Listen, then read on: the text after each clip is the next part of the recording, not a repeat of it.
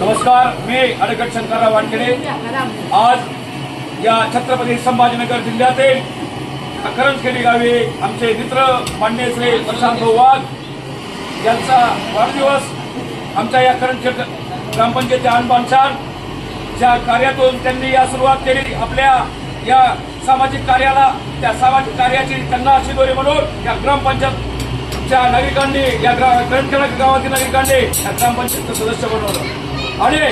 पुन्हा या गावाची चांगली प्रकारची सेवा कशी घडेल त्या माध्यमातून त्यांच्या खांद्यावर ही जबाबदारी टाकली। त्या जबाबदारीची धुरा सांभाळत मान्य श्री प्रशांत वाघ यांनी कुठल्या प्रकारचा विचार न करता रात दिवस एक करत या ग्रामपंचायत मध्ये चांगल्या प्रकारचं काम कसं होईल या माध्यमातून या नागरिकांना एकत्र जोडून गावाचा विकास कसा घडेल, गाव कशा प्रकारचं या जिल्ह्यामध्ये आपलं नाव कमवेल आणि चांगला विकास करून गावाचं अस्तित्व कसं घडेल, या गावातील नागरिकांना चांगल्या प्रकारचे कशा सुविधा दिल्या जाईल या दृष्टिकोनातून प्रशांत भाऊ वाघ आणि त्यांच्या मित्रमंडळींनी कार्य करणं सुरू केलं। प्रशांत भाऊ वाघ मित्रमंडळ चांगल्या प्रकारचं काम करत आहे। या दृष्टिकोन पाहून आमचे मित्र मान्य श्री तात्याराव भुजंग, मान्य श्री नवाब शेठ, मान्य श्री दादाराव वाळणे व योगेश खैरे साहेब यांच्या माध्यमातून मला माहिती झालं, छत्रपती संभाजीनगरहून सकाळी येत असताना आमचे मित्र मान्य श्री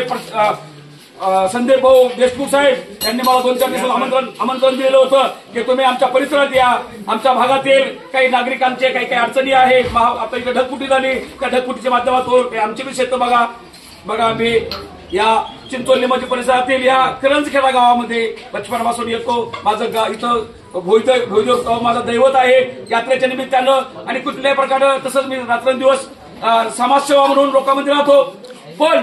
जेव्हा मला या बाकीच्या नागरिकांच्या माध्यमातून त्यांच्या वाणीतून कळालं की प्रशांत वाघ चांगल्या प्रकारचं काम करताय, मित्रांनो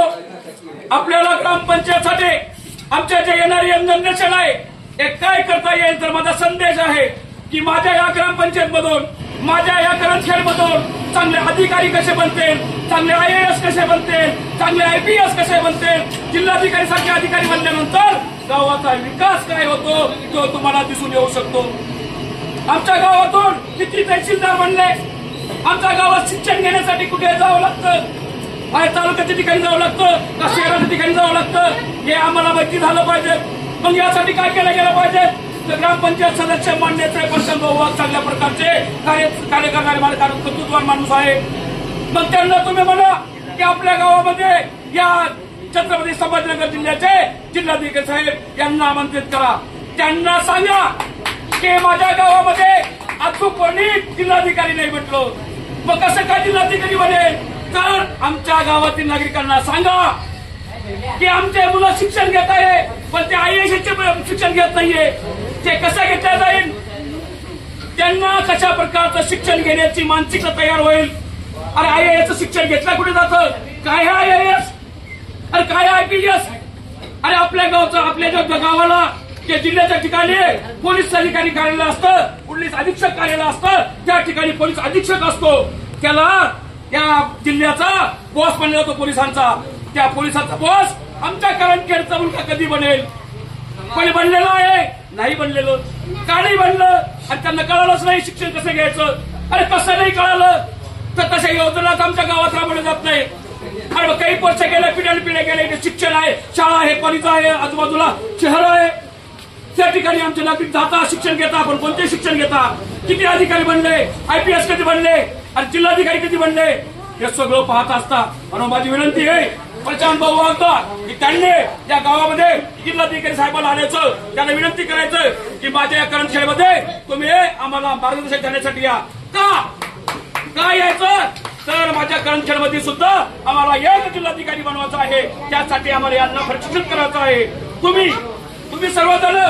कधी कुठल्याही प्रकारच्या पदावर बोलून बसले नसेल, तुम्ही कधी जिल्हाधिकारी बनले नसेल, तहसीलदार बनले नसेल, वकील बनले नसेल, जज बनले नसेल, डॉक्टर बनले नसेल, म्हणजे बाप बना, म्हणजे काय करायचं, बाप बनायचं म्हणजे काय, तुमच्या मुलाबाळांना बनवा। अरे तुमच्या मुलाबाळा बनला तर तुम्ही म्हणशाल माझा मुलगा कलेक्टर विद्याचा बाप आहे, म्हणजेच तुम्ही बाप बनवू शकता कलेक्टरचे, जर तुम्ही हे केलं तर। आणि ते करण्यासाठी तुम्हाला काय करावं लागेल, कार्यक्रमांचं आयोजन करावं लागेल, तुमच्या कन्नड तालुक्याचे तहसीलदार साहेबांना तुम्हाला आमंत्रित करावं लागेल, ग्रामपंचायतच्या माध्यमातून, सरपंचांच्या बॉडीच्या माध्यमातून, आणि तुम्हाला तुमच्या मुलाबाळांना कसं वाढवा, कसं शिकवा, कसं घडवा, त्यांना काय काय पद्धतीचं शिक्षण द्या, या माध्यमातून तुम्हाला त्यांचं मार्गदर्शन घ्यावं लागणार आहे. तुम्ही त्यांच्याकडून मार्गदर्शन घ्याल, तुम्ही शिकला तर तुमच्या मुलांना शिकवसाल. आणि तुमचं शिक्षणाचा वेळ गेला, पण तुमचा शिकवण्याचा वेळ अचूक आहे.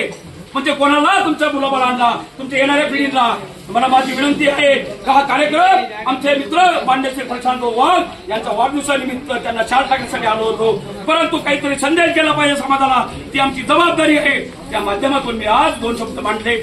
माझं 2 शब्दाचं माझे नाम झालं असेल, परंतु मी तुम्हाला जे सांगितलं तर माझ्या मनात इच्छा होती, चुकलं असेल तर मला माफ करा. जय हिंद, जय महाराष्ट्र.